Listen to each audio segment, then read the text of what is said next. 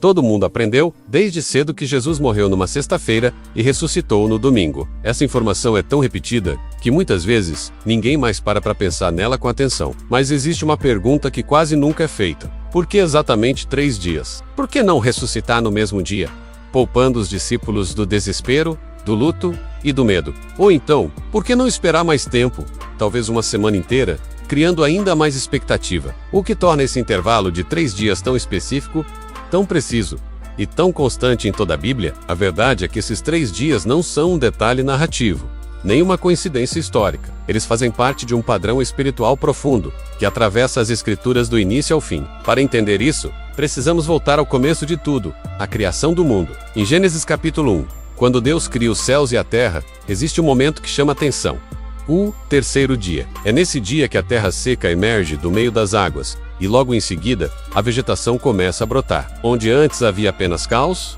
vazio e esterilidade, agora surge vida. O terceiro dia marca uma transição clara entre desordem e frutificação, entre silêncio e movimento, entre morte aparente e vida manifesta. É como se o próprio Deus estivesse deixando ali um sinal. Depois de um período de espera, a vida sempre pode emergir. Esse detalhe se torna ainda mais interessante quando observamos a estrutura dos dias da criação. Os 6 dias se organizam em 2 blocos paralelos. Nos 3 primeiros dias, Deus forma os ambientes: luz e trevas, céu e mar, terra seca. Nos 3 últimos dias, ele preenche esses ambientes com vida. Assim, o terceiro dia, quando a terra produz vida, encontra seu paralelo no 6º dia, quando Deus cria os animais e o ser humano a partir do pó da terra. Em ambos, a vida surge diretamente pela ação divina. O terceiro dia, desde o princípio, carrega esse significado.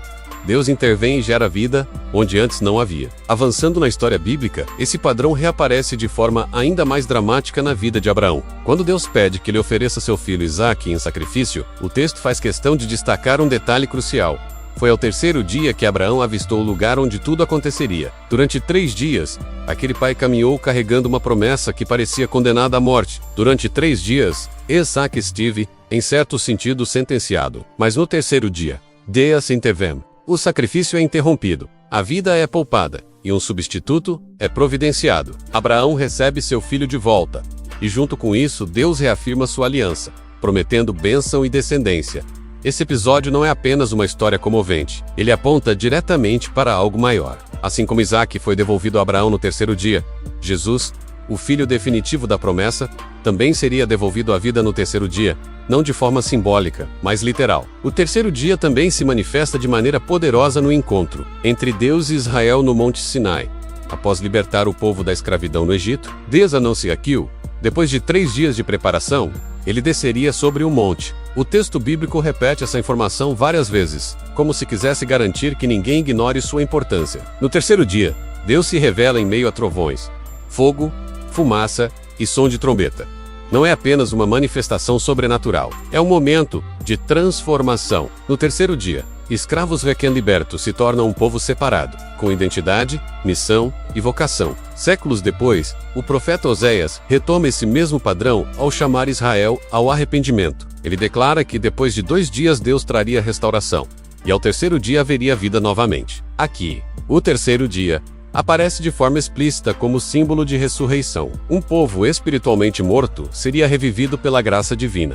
E então chegamos a uma das imagens mais conhecidas e impactantes de toda a Bíblia: Jonas, lançado ao mar, engolido por um grande peixe, e mantido ali por 3 dias e 3 noites. Jonas estava, aos olhos humanos, sem qualquer esperança. Era uma prisão que mais parecia uma sepultura. No entanto, no terceiro dia, Deus ordena, e Jonas retorna à vida e à missão. Esse evento não apenas salva Jonas, mas autentica sua mensagem. É por isso que, quando os líderes religiosos exigem um sinal de Jesus, ele responde de forma direta: nenhum sinal lhe será dado, a não ser o sinal de Jonas. Ao dizer isso, Jesus conecta sua própria morte e ressurreição a esse padrão antigo. Assim como Jonas saiu do ventre do peixe, o Filho do Homem sairia do coração da terra. Não apenas vivo, mas, para Jonas, o terceiro dia validou sua missão. Para Jesus, o terceiro dia validaria toda a sua identidade e autoridade. Existe ainda outro fator fundamental para entender a importância desse intervalo: a mentalidade judaica da época. Segundo a tradição, acreditava-se que a alma permanecia próxima ao corpo por até 3 dias após a morte. Somente depois desse período, A morte era considerada definitiva. Isso explica por que Jesus espera 4 dias para ressuscitar Lázaro. Quando ele chega, não há mais dúvidas possíveis. O corpo já apresenta sinais evidentes de decomposição. Se Jesus tivesse ressuscitado no mesmo dia em que morreu, seus opositores poderiam alegar que ele não havia morrido de fato. Os 3 dias eliminam qualquer argumento desse tipo. Eles confirmam que a morte foi real, completa e irreversível aos olhos humanos. Mas acima de tudo, há uma razão que amarra todas as outras. O próprio Jesus anunciou que assim seria. Repetidas vezes, ele declarou que seria entregue, morto, e que ressuscitaria no 3º dia. Isso não era uma linguagem simbólica, nem uma metáfora aberta. Era uma profecia clara. Se a ressurreição não ocorresse exatamente como ele disse, sua palavra perderia credibilidade. E se sua palavra falha, tudo desmorona. No fim das contas, Jesus não permaneceu 3 dias no túmulo por acaso. Ele ficou ali porque a criação apontava para esse dia. A história da aliança apontava para esse dia.